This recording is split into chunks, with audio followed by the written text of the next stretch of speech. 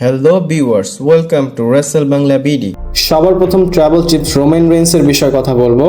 Roman Reigns championship জেতার পর তার ওয়ার্ল্ড চ্যাম্পিয়নশিপ ভিক্টরি সেলিব্রেট করেছে। রোমান রেইন্স টাইটেল জেতার পর কেক কেটেছে, আর আপনাদের আমি ছবি দেখাই। এই কেকের ছবিটা যদি দেখেন, এটা কিন্তু রোমান রেইন্সের টাইটেল না, মানে ওয়ার্ল্ড হেভিওয়েট টাইটেলটা না, এটা হচ্ছে আন্ডারস্পিটেড টাইটেল, এবং এখানে আন্ডারস্পিটেড চ্যাম্পিয়নও লেখা আছে। আর রোমান রেইন্স এই টাইটেলের কেকটাই কেটেছে। যদি দেখেন Roman Reigns world champion, but টাইটেলটা মানে যেই কেকটা কেটেছে সেই টাইটেলটা হচ্ছে আন্ডারস্পিটেড টাইটেল। আমি বলবো যেটা হয়েছে ঠিক হয়েছে। রোমান রেইন্সের সেলিব্রেট দিয়ে হচ্ছে কথা।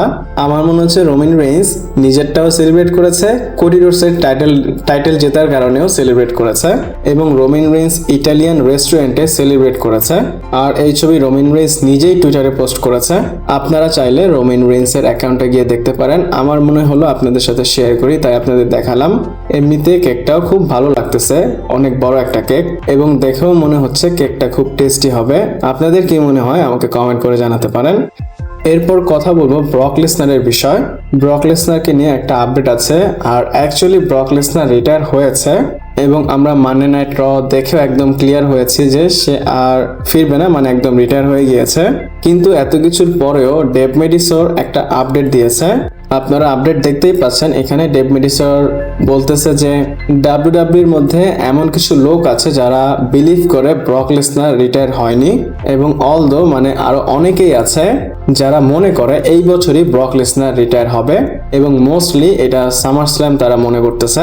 আর আমার কথা হচ্ছে সেই যে আপডেটটা দিয়েছে এটা কি সত্য, মানে এমনটা কি হবে? যদি হয়ে যায় তাহলে ব্রক লেসনার যে রেসলম্যানিয়াতে রিটায়ার হলো এটার কি মানে থাকবে?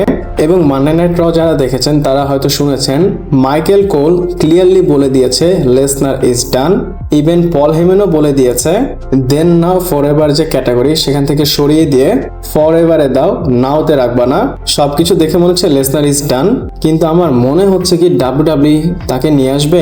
এমনও হতে পারে ডাব্লিউডাব্লিউ তাকে নিয়ে এসে লাস্ট ম্যাচ করাবে গুন্থারের এগেনস্টে, কারণ পল হেমেনের যে একটা ফেভার সেটা কিন্তু গুন্থারের সাথে এখনো বাকি আছে। আমি রিপোর্টটার কথা বলবো, এটা কনফ্লিক্টিং একটা রিপোর্ট। আপনারা এখনোর জন্য ধরে নেন ব্রক লেসনার রিটায়ার। আর আমি যদি আমার কথা বলি, মানে আমাকে যদি আমি প্রশ্ন করি ব্রক লেসনারের কি রিটায়ার ভেঙে আসা উচিত, আজকের ডেটে আমার এমন কোনো সুপারস্টার নেই যাদেরকে আমার খুব ভালো লাগে। কিন্তু ব্রক লেসনার যখন রিটার্ন করলো তার কয়েক বছর পর, মানে 2015 সাল থেকে ব্রক লেসনারকে আমার খুবই ভালো লাগতো, এবং সে যেভাবে রান করেছে, রোমান রেইন্সের সাথে ফিউড দিয়েছে, আন্ডারটেকারের স্ট্রিক ভেঙেছে, তারপর জন সিনার সাথে ফিউড করেছে, এবং সে 2021-22-এও খুব ভালো রান করেছে। সামোজোর সাথে ফিউড ছিল, ব্রন স্ট্রোম্যানের সাথে ফিউড করেছে, মানে সবকিছু মিলে আমার ব্রক লেসনারকে ভালো লাগে। তো এত কিছুর পর আমার মনে হয় না ব্রক লেসনার আসবে বা ব্রক লেসনারের আসা উচিত। একটা আছে ক্যারেক্টার ভালো লাগে, রোমান রেইন্সের ক্যারেক্টার, সিএম পাঙ্ককে ভালো লাগে, কিন্তু ফেভারিট হচ্ছে আমার ব্রক লেসনার। ইভেন ব্রক এবং রোমানের যখন ম্যাচ হয় জানি রেজাল্ট কি হবে, তাও আমি ব্রক লেসনারকে সাপোর্ট করি। এক কথায় ফেভারিট যদি কোনো সুপারস্টার হয়ে থাকে সেটা ব্রক লেসনার। আমার কাছে মনে হয় ব্রক লেসনারের আসা উচিত না, এবং ব্রক লেসনার আসবে না। এবং আপনাদের আমি পয়েন্টও বলি, জোর দিয়ে বলবো না, আপনাদের আমি বুঝিয়েই দেই। ব্রক লেসনার নিজে চেয়েছে রিটায়ার হতে, এবং সে নিজেই রেসলম্যানিয়াতে রিটায়ার হয়েছে। কেউ জানতো না ব্রক লেসনার রিটায়ার হবে, এবং ট্রিপল এইচ নিজেও বলেছিল এটা আনপ্ল্যান ছিল। ইভেন ব্রক লেসনার এক্স সাইনও করেছিল পল হেমেনকে, মানে সে বুঝিয়েছে এটা আনস্ক্রিপ্টেড।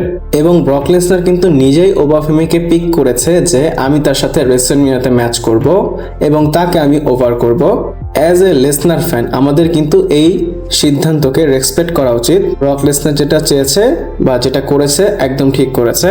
এছাড়াও যদি আপনারা দেখেন ব্রক লেসনার যেভাবে ফেয়ারওয়েল দিয়েছে, সবার সাথে হাত মিলিয়েছে, সবাইকে, মানে সে নিজেই কান্না করেছে, সবাইকে তো কান্না করিয়েছে, পাশাপাশি সে নিজেও কান্না করে দিয়েছে, এবং সে ফ্যানদের থ্যাঙ্কস করেছে। সবকিছু মিলে যদি দেখেন ব্রক লেসনার এর আগে কখনো এমনটা করেনি। আর ব্রক লেসনার যে এগুলো করেছে, ওপেনলি কান্না টান্না করেছে, এটা দেখে তো বোঝাই যাচ্ছে যে সে নিজেকে ওই সময় কতটা ফিল করেছে। আমরা সবসময় মনে করতাম ব্রক লেসনার কেয়ারলেস, বাট রেসলম্যানিয়াতে বোঝা গিয়েছে যে আসলে রিটায়ার হওয়ার সময় সে কতটা এই বিজনেসটাকে ফিল করেছে।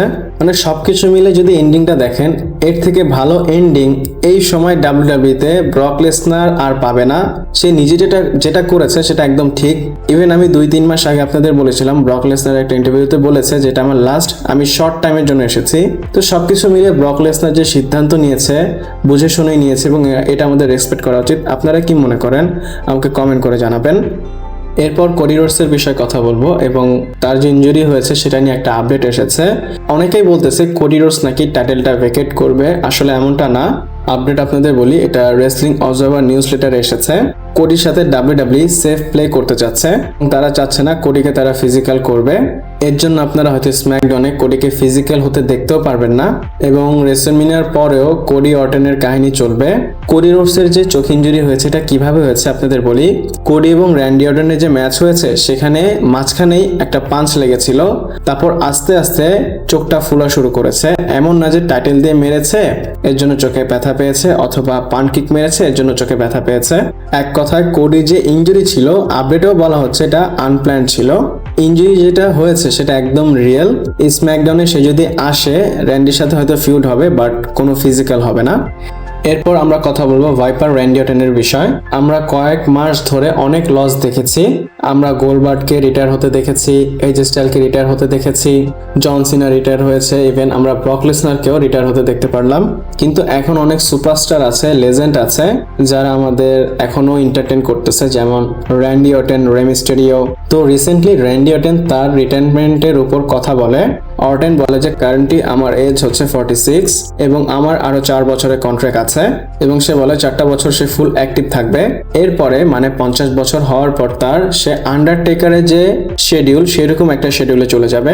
আন্ডারটেকার যেরকম মিনিয়া টু মিনিয়া কম্পিট করতো সেইভাবে কম্পিট করবে এবং সে লাস্টে এটাও বলেছে যখন আমি এরকম করব, আমার যখন রিয়েলাইজ হবে যে এখন আমার রিটায়ার হওয়া উচিত, তখন আমি রিটায়ার হয়ে যাব। অরিজিনাল প্ল্যান আছে র্যান্ডি অর্টনের, সে 4 বছর আমাদের এন্টারটেইন করবে, তারপরে সে কয়েক বছর আন্ডারটেকারের মতো রেসলম্যানিয়াতে ম্যাচ করবে, তারপরে সে রিটায়ার হবে।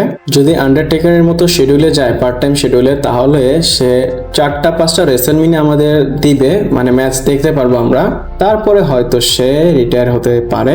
আমরা বলবো আমাদের কাছে টাইম আছে, বাট রেসলিং এ আনফরচুনেটলি অনেক কিছু হয়ে যেতে পারে, ইনজুরি হয়ে যেতে পারে। বাট ভালো জিনিস হচ্ছে র্যান্ডি অর্টন আরো 4 বছর আমাদের সাথে আছে। তো ভিডিওটা আজকে এই পর্যন্তই ছিল। কেন ভিডিও আসেনি আবার ব্যাখ্যা দিয়ে দেই, কারণ পরবর্তীতে আপনারা বলবেন যে ভাইয়া ডেইলি ভিডিও কেন দেন না। আমার ফোনটা নষ্ট হয়ে গিয়েছিল, ইভেন আমি এই মাসে খুবই ব্যস্ত। আর থার্ড হচ্ছে আমাদের মোহাম্মদপুরে কারেন্ট খুবই কম থাকে, জানি না কারেন্টের কি হয়। রেকর্ডিং করতে বসলে, এডিট করতে বসলে পিসি অফ হয়ে গেলে আর ভালো লাগে না। তো আপনারা আমার ব্যাখ্যা পেয়েছেন, কেউ উল্টাপাল্টা কমেন্ট করেন না। যদি ভিডিওটা ভালো লাগে লাইক, কমেন্ট, শেয়ার, সাবস্ক্রাইব করবেন। পরবর্তী ভিডিওতে আবার দেখা হচ্ছে।